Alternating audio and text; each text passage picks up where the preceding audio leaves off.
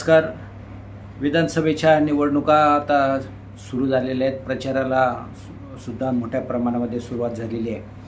मुरबाड विधानसभा मतदारसंघामध्ये कशी लढत होईल याच्यावर आजचा राजकारण हा रिपोर्ट. मुरबाड विधानसभा मतदारसंघ 2009 पासून आपण बघितला असेल ती 2009 पासून तर आतापर्यंत किसन कथोरे आमदार आहेत. 2009 मध्ये ते राष्ट्रवादी काँग्रेसतर्फे आमदार झाले होते. त्यानंतर 2014, 2019 या 2 वेळा ते भारतीय जनता पार्टीतून आमदार झाले आणि 2024 मध्ये ते भारतीय जनता पार्टीतर्फेच निवडणूक लढवत आहेत. 2019चा जर विचार केला तर ही लढत कोणीही सांगू शकेल की ती एकतर्फी लढत होती. आपल्याला हेही माहिती आहे की महाराष्ट्रामध्ये जे काही भारतीय जनता पार्टीचे आमदार निवडून आले त्यामध्ये सर्वात जास्त मताधिक्याने जर कोण निवडून आले असेल तर मुरबाडचे किसन कथोरे. आता त्यांच्यासमोर राष्ट्रवादी काँग्रेसचे सुभाष पवार हे निवडणूक लढवत आहेत. सुभाष पवार यांनी प्रचंड मोठ्या प्रमाणामध्ये हवा निर्माण केलेली आहे आणि जी काल परवापर्यंत एकतर्फी लढत वाटत होती ती लढत मात्र आता दुहेरी लढत होणार आहे आणि काटेकी टक्कर मुरबाड विधानसभा मतदारसंघामध्ये आपल्याला पाहायला मिळणार आहे. त्याची कारणं सुद्धा बरीच आहेत.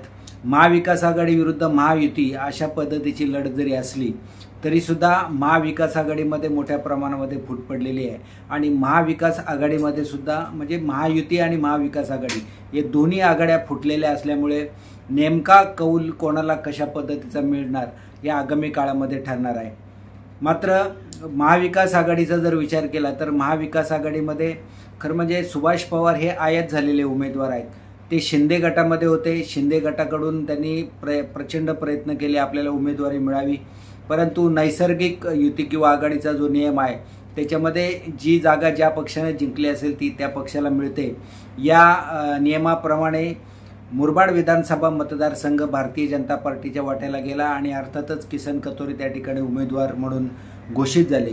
त्यांची उमेदवारी घोषित झाल्यानंतर ताबडतोब सुभाष पवार यांनी निर्णय घेतला आणि त्यांनी कोणत्याही परिस्थितीमध्ये निवडणूक लढवायची हे आधीपासूनच ठरवलं असल्यामुळे त्यांच्यासमोर 2 पर्याय होते. एकतर शरद पवार यांच्या राष्ट्रवादीमध्ये जाणे किंवा ठाकरे गटाच्या शिवसेनेमध्ये प्रवेश करणे.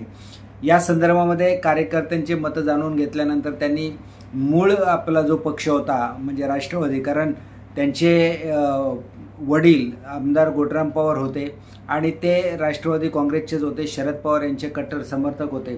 त्याच्यामुळे आपण त्याच पक्षामध्ये पुन्हा जावं असा निर्णय झाल्यानंतर अनेक कार्यकर्त्यांसह त्यांनी राष्ट्रवादी काँग्रेस शरदचंद्र पवार गटामध्ये प्रवेश केला आणि जशा पद्धतीनं प्रवेश केला त्यावरूनच आपल्याला लक्षात आलं असेल की त्यांची उमेदवारी कायम झाली आणि उमेदवारी मिळणार आहे म्हणूनच त्यांनी प्रवेश केला. मात्र या अगोदर सुभाष पवार यांचा प्रवेश होण्याच्या अगोदर शैलेश वडनेरे जे बदलापूर शहरचे शहराध्यक्ष आहेत, राष्ट्रवादी शरद पवार गटाचे माजी नगरसेवक आहेत, त्यांनी आपली तयारी केली होती आणि ते उमेदवार असतील अशा पद्धतीच्या चर्चा मुरबाड विधानसभा मतदारसंघामध्ये होत्या.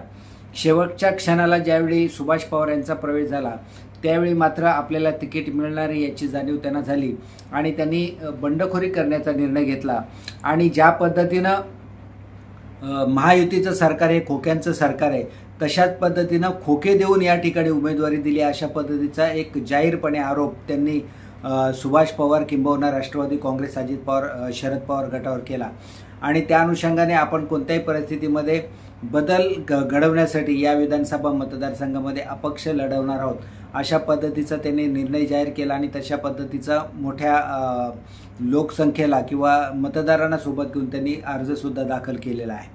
दुसऱ्या बाजूला जर आपण विचार केला तर एक अजित शिंदे गट मोठ्या प्रमाणामध्ये शिंदे गटाची ताकद होती. मात्र शिंदे गटच या ठिकाणी राष्ट्रवादी काँग्रेसमध्ये गेला शरद पवार गटामध्ये. त्याच्यामुळे शिंदे गट जवळजवळ संपुष्टात आल्याचं मुरबाडमध्ये आपल्याला दिसून येईल.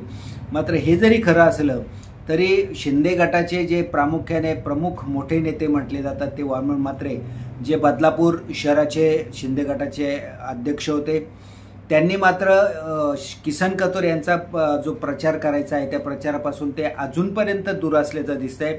अनेक त्यांच्या स्टेटमेंट जर बघितलं तर त्या स्टेटमेंटमध्ये त्यांनी जाहीरपणे किसन कथोरे यांच्यावर नाराजी व्यक्त केल्याचं सुद्धा आपल्याला दिसतं. त्याच्यामुळे एक मोठा गट जो वामन म्हात्रे यांना मानणारा गट आहे किंवा वामन म्हात्रे ज्या शिंदे गटात आहेत, तर तो शिंदे गटाचा प्रवास किंवा शिंदे गटाचा पाठिंबा किसन कथोरे यांना मिळत नसल्याचं आत्तापर्यंत दिसून येते. त्याच्यामुळे तो एक फटका किसन कथोरे यांना बसणार आहे.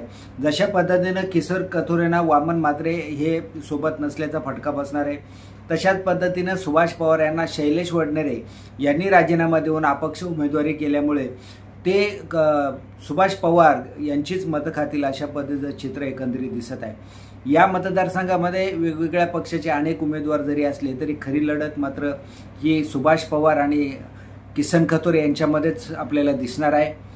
अर्थात या लढतीमध्ये ज्या पद्धतीनं 2019चा सुरुवातीला मी उल्लेख केला की 2019मध्ये राष्ट्रवादी काँग्रेस जी संपूर्णपणे एकसंघ राष्ट्रवादी काँग्रेस होती, त्यांनी प्रमोद हिंदुराव यांना उमेदवारी दिली होती. मात्र प्रमोद हिंदुराव यांचा जो प्रचार होता तो प्रचार कुठेच दिसला नाही. त्याच्यामुळे एकतर्फी लढत होईल अशा पद्धतीचं चित्र होतं आणि तशाच पद्धतीचं जे वाटत होतं तशाच पद्धतीने दिसलं. अत्यल्प मतं घेऊन आणि सर्वाधिक मतं घेऊन अत्यल्प मतं राष्ट्रवादी काँग्रेसला मिळाली आणि सर्वाधिक मतं घेऊन किसन कथोरे यांनी महाराष्ट्रामध्ये एक चांगल्या पद्धतीचा रेकॉर्ड केला. आता मात्र परिस्थिती वेगळ्या पद्धतीची आहे. सुभाष पवार यांनी संपूर्ण एकनाथ शिंदेमध्ये जे शिंदे गटामध्ये गेले होते तो संपूर्ण शिंदे गट त्यांनी सोबत आणलेला आहे. मुळातच शरद पवार राष्ट्रवादीचा जर विचार केला तर शरद पवार राष्ट्रवादी गटाचा फार मोठा ताकद या मुरबाड विधानसभा मतदारसंघामध्ये नव्हती.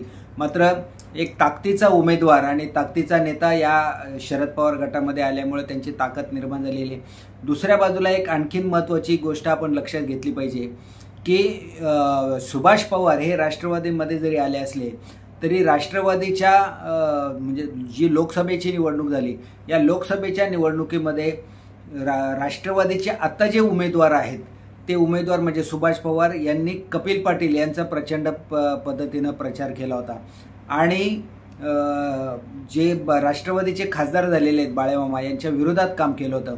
त्याच्यामुळे ते विरोधात असल्यामुळे ते सुरुवातीला जर बाळेमामा म्हात्रे यांचा जर विचार केला तर त्यांच्या स्टेटमेंट होत्या की कोणत्याही परिस्थितीमध्ये आम्ही सुभाष पवार यांना प्रवेश देणार नाहीत.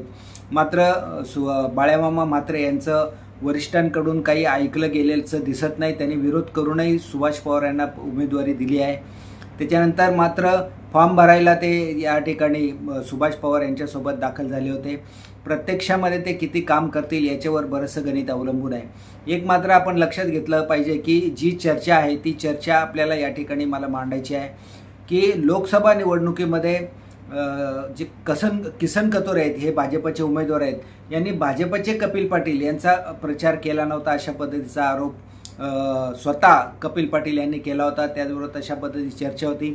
प्रत्यक्षामध्ये काय घडलं या संदर्भामध्ये बोलताना किसन कथोरे यांनी सांगितलं की जर मी काम केलं नाही तर इतक्या मोठ्या प्रमाणामध्ये तुम्हाला मतं मिळाली कशी. त्याच्यामुळे या दोघांच्या मध्ये शीतयुद्ध प्रचंड प्रमाणामध्ये होता, अंतर्गत धुसफूस जोरामध्ये होती. त्याच्यामुळे येणाऱ्या विधानसभेच्या निवडणुकीमध्ये कपिल पाटील किसन कथोरे यांचं काम करतील का ही शंका अजूनही शंकाच आहे. त्या संदर्भामध्ये स्पष्टपणे मत व्यक्त केले नाही.